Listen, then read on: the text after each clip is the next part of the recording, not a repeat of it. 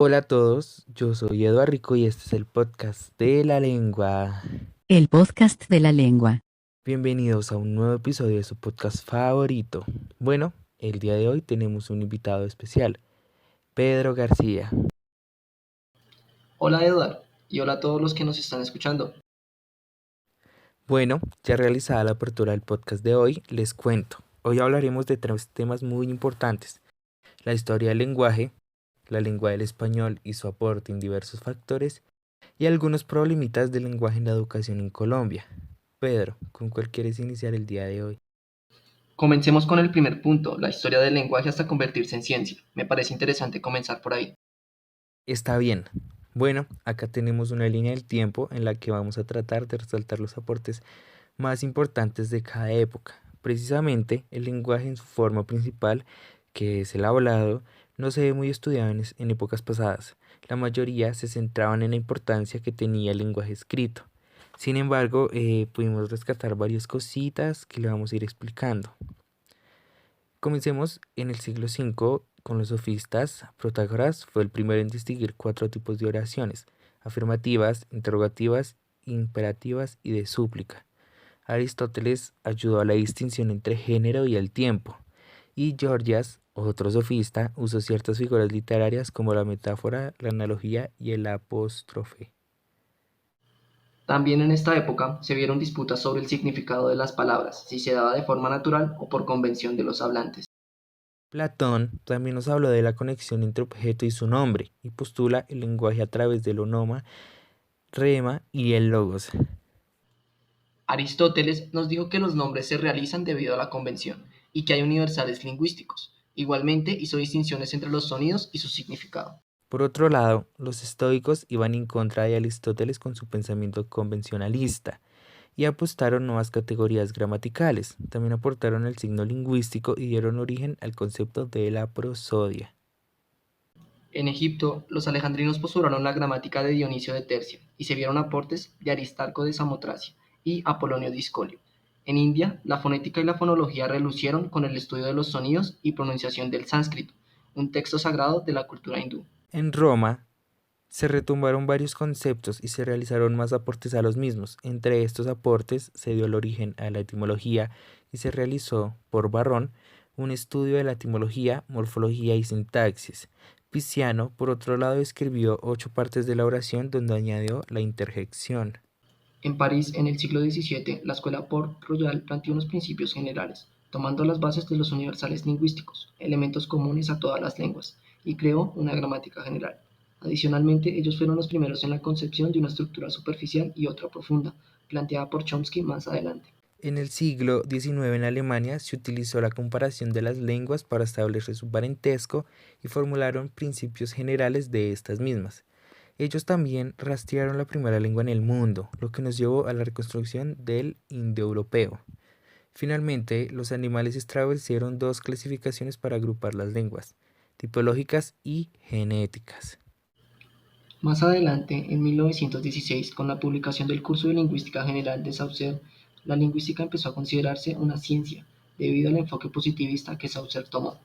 Este autor aportó varios conceptos fundamentales para la lingüística moderna, como lo es el signo lingüístico, que está compuesto por el significado y el significante.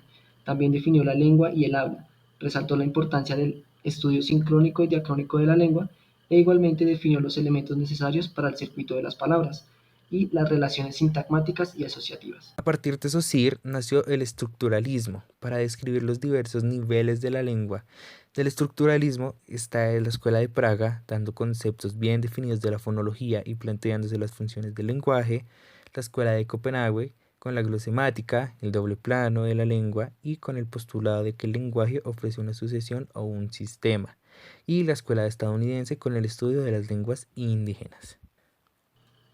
Luego, en 1957 en Estados Unidos, se publicó el libro Estructuras sintácticas de Noam Chomsky. El libro habla de la teoría generativa y cómo hacemos para producir y comprender el lenguaje. Para ello, Chomsky reconoció dos factores importantes. El primero es que existen estructuras universales en todas las lenguas y que los seres humanos contamos innatamente con la habilidad para reconocer dichas estructuras. El segundo es la profundización en los conceptos de estructura profunda, que contiene el significado de la oración o lo semántico, y la estructura superficial o la forma según la cual se presenta la oración al ser dicha o escrita, o lo sintáctico. Pues sí, estos fueron los momentos y personas más importantes que contribuyeron al estudio y la comprensión de la lengua. Ahora vamos a hablar un poco sobre la lengua española y su aporte en la comprensión de diversos factores. Listo, para arrastrar la historia del castellano nos vamos a basar en el libro 5000 años de palabras de Carlos Prieto. Sabiendo esto, todo comenzó en Hispania o la península ibérica con los prerromanos. Ellos eran los iberos, los vascos, los fenicios y los celtas. Estas lenguas aportaron a nuestro vocabulario un centenar de palabras, más que todo palabras referentes a la naturaleza y a la vida material, por ejemplo, arroyo, barda, perro. En el año 409, los visigodos invadieron la península. De ellos, algunas influencias llegaron en el vocabulario, con palabras como guerra, robar, ganso y también apellidos como Alfonso, Álvaro, Elvira. En el año 718, los árabes también invadieron Hispania y trajeron diferentes innovaciones en todos los campos, como el concepto del cero, lo que hizo que se reemplazara el sistema numérico romano. En cuanto al castellano, su influencia fue la más grande, con más de 4000 palabras que derivan de este idioma. También tenemos algunas influencias francesas y provenzales, ya que se introdujeron en nuestro idioma muchas palabras, entre ellas la palabra español. Bueno, pues debido a estas conquistas que se fueron presentando, el latín perdió su influencia y se empezó a fragmentar en diferentes dialectos. Entre ellos está el castellano, que se hablaba en Castilla, que luego se hizo a partir de las conquistas y así el idioma comenzó a extenderse por todo el país. También es importante mencionar las glosas emilianenses, que eran anotaciones que tenían traducciones del latín al castellano. Un dato curioso fue que el primer libro escrito en castellano fue el Cantar del Mío Cid. Fue transmitido de manera oral hasta que en 1307 Pedro Abad lo escribió. El año 1492 fue muy importante para la evolución de la lengua, con eventos históricos como la toma de Granada, que marca el fin de 8 siglos de la conquista árabe, la expulsión de judíos de España, la creación de la lengua judeo-española, la publicación de la gramática del castellano por Antonio Nebrija y la llegada de los españoles a América. Sí, compañero, y es que con la llegada de los españoles no solo se trajo el castellano a nuestra región, sino también nuevas costumbres, extrañas enfermedades, abuso y opresión a las comunidades precolombinas, y sobre todo la religión cristiana, que sigue prevaleciendo en la actualidad. Claro, compañero, y es que con la imposición de la corona española y sus costumbres se olvidaron muchas lenguas, historias, religiones y actividades. En general se perdió la cultura e identidad de la mayor parte de las comunidades nativas. Sin embargo, no todo es malo, ya que se abrió la posibilidad de la intercomunicación entre pueblos, incluso entre los continentes. Exacto, compañero. Y es que cuando llegaron los españoles encontraron un pueblo diversificado y disperso. Existían 80 lenguas diferentes, de las cuales sobrevivieron 60 nomás.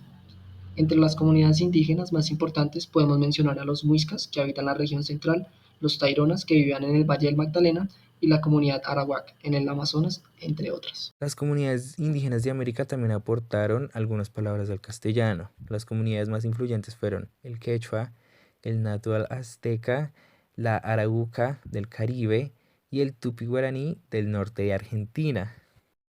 Así, el idioma español, originado en Castilla, se convirtió en la tercera lengua del mundo con más hablantes. Es la lengua oficial de 21 países. Sin embargo, no hablamos el mismo castellano que en España. Por ejemplo, nosotros reemplazamos el voceo por el usteo, y hay palabras que no significan lo mismo.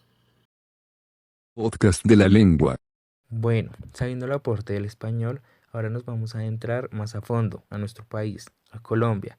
¿Crees que hay problemas en la educación con la adquisición del lenguaje?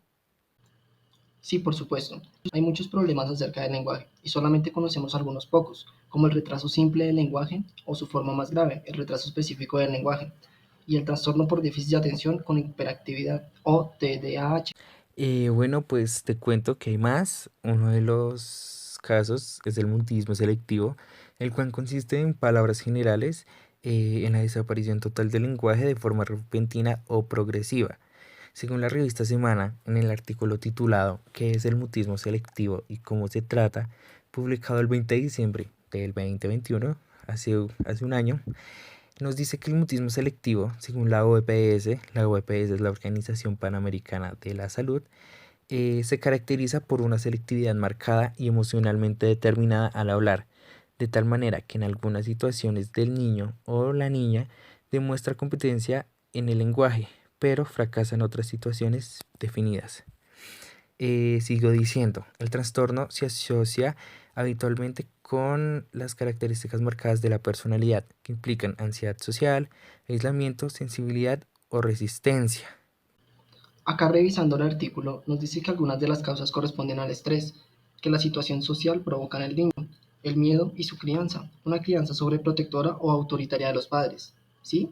Una educación de padres muy estrictos, exigentes y que no promueven el diálogo positivo. Cabe recordar que este síndrome no es lo mismo que el mutismo, que es un poco más grave, un poco más avanzado, ya que corresponde a una situación donde los niños nunca hablan. En el caso del mutismo selectivo, el niño tiene la capacidad tanto de entender como de hablar, pero es incapaz de hacerlo en ciertos contextos o ambientes. Debemos entender que el mutismo selectivo se da después de una aversión a hablar y que si no se trata puede conducir al mutismo total.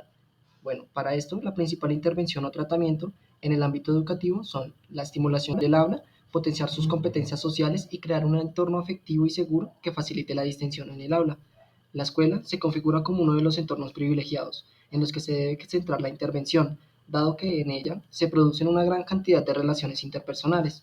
Sin embargo, antes de ponerle en una situación de exigencia del habla, debemos garantizar que el niño posea las estrategias y habilidades necesarias para enfrentarse a las mismas. El podcast de la lengua.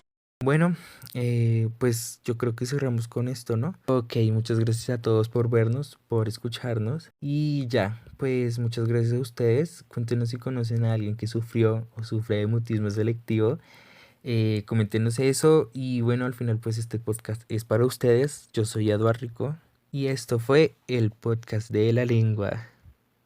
El podcast de la lengua.